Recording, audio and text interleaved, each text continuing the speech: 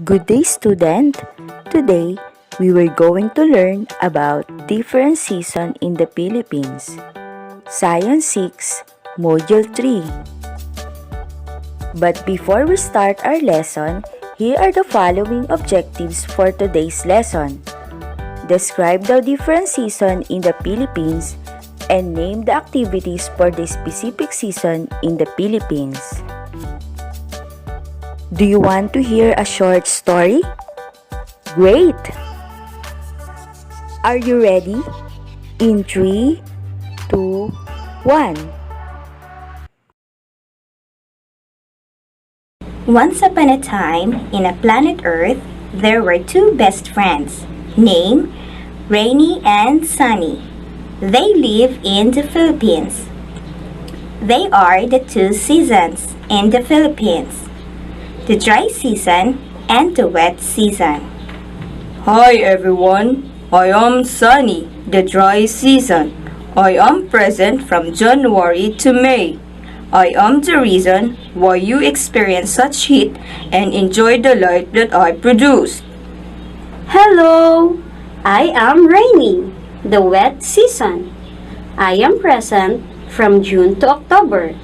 I am also the reason why there are rains. A season is a period of the year that is usually characterized by a particular kind of weather.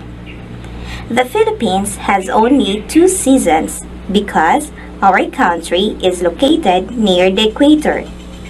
The people benefited from these two seasons. These benefits continued day by day until one day, I will burn plastics. we will ride our vehicles. These vehicles will release gases in the atmosphere. We will continue working at the factories that will release bad gases. I will continue to throw my trash everywhere. The people continue to do it day by day until the climate change emerged.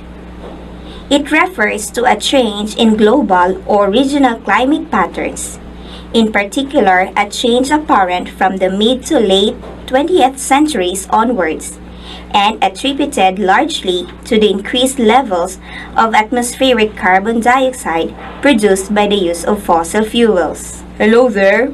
From now on, I am going to infest you. Ha ha ha ha. No! They are so sad. Sunny and Rainy both got sick because of climate change. I do not feel good. Me too. How can we do our job to the land? Both seasons were weary and they haven't functioned well since then. In the rainy months, sunny will intrusively come, and in sunny months, rain happens. What is happening? Seasons did not arrive on their designated time. The people were thinking of what are the causes of these events. After a while, they eventually figure it out. It is all because of their abuses. Oh my God! What have we done? All our abusive acts made the seasons sick, and now they cannot function well. What shall we do now? We have been sick for a long time, and I cannot give the people the sunny days they want. I have causing really much heat in some days. I cannot control it. I don't know. I cannot give the people the rainy days they want for their crops to grow. I am also causing floods now, and I cannot control it. They are all confused. We should come up with a solution. The people started to think on ways how they can lessen the release of the bad gases in the atmosphere that caused climate change. We should plant trees and take good care of our surroundings. And so, the people have thought of a solution for a phenomenon. I am feeling better now.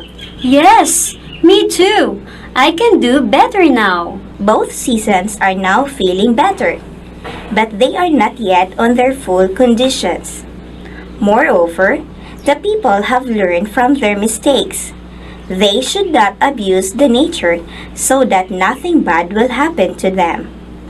So every day, they plant trees to lessen the amount of bad gases in the atmosphere. What have you learned from the story? Great! We shall not abuse the nature, and we shall take care the nature by planting trees and keep our surroundings clean every day. What seasons are mentioned in the story? Alright, there are 2 seasons mentioned in the story. The dry season and the wet season. The weather keeps changing every day that affect what our clothes wear, food we eat, and what activities we can do daily. This condition is affected by the different season in the Philippines.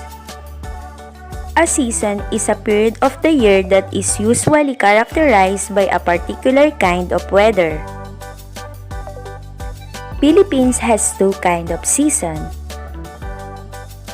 the dry season and the wet season. Wet season is characterized by a pronounced rainy season with thunderstorm. Wet season starts in June to early October and then falls slowly towards the end of the year. The farmers eagerly await for the wet season. It is the time to prepare for planting. With the help of rainwater, the planted seeds grow into healthy crops for people to consume. During wet season, the air is hot and humid, which sometimes bring heavy rains and typhoons in the country. Although wet season help us in many ways, let us be reminded of the following. During wet or rainy season, it is advisable to: number 1, stay at home when there is lightning and thunder. Number 2, listen to the news. Number 3, have an emergency kit. Know the nearest evacuation center and go for there immediately when advised by your barangay officials. And number 4, participate in calamity drills to know what to do in times of calamities.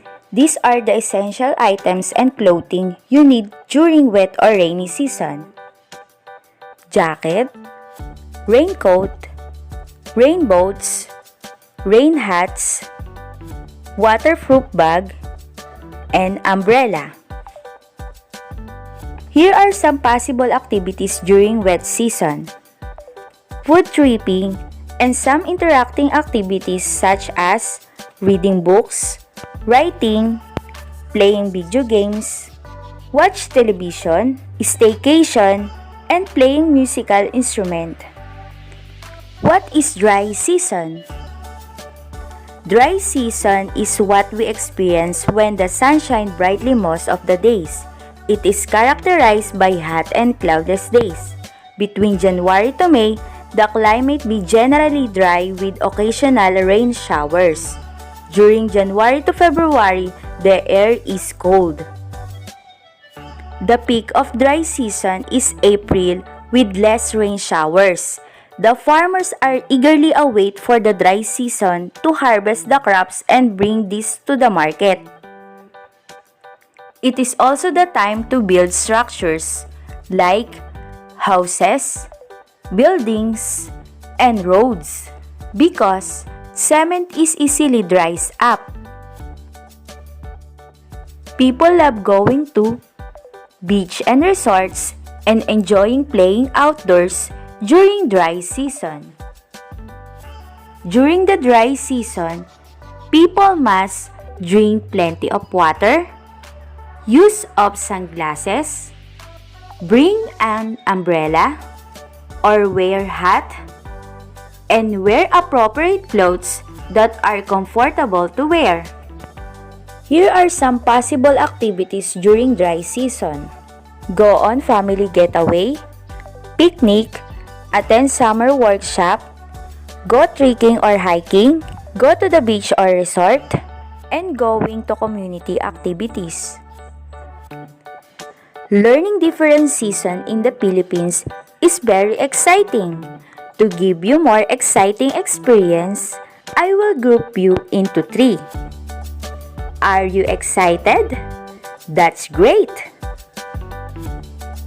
But before we start, these are the rubrics of your group activity. Direction: complete the diagram. Classify the statement from the box to the appropriate season in the diagram. You have 3 minutes to answer the activity. Are you ready? Great!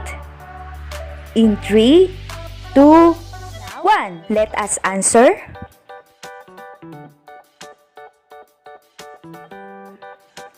Let us remember. A season is a period of the year that is usually characterized by a particular kind of weather. Philippines has 2 kinds of season, dry season and the wet season. Wet season is characterized by a pronounced rainy season with thunderstorm. During wet season, you can do food tripping, engaging some indoor activities such as reading books, writing, watching TV, playing instrument, and playing video games, and staycation. Dry season is what we experience when the sun shines brightly most of the days. It is characterized by hot and cloudless days. During dry season, you can go on a family getaway or picnic, attend summer workshops, or go trekking or hiking. Go to the beach and engage in community activities. Now, let us assess. Direction: read the question carefully. Choose the letter of the correct answer. Answer this on your paper. You have 3 minutes to answer the activity. Are you ready? Okay, let's start. Congratulations, kids! You have done an amazing work. Now, let us find out how far your learning goes to this module.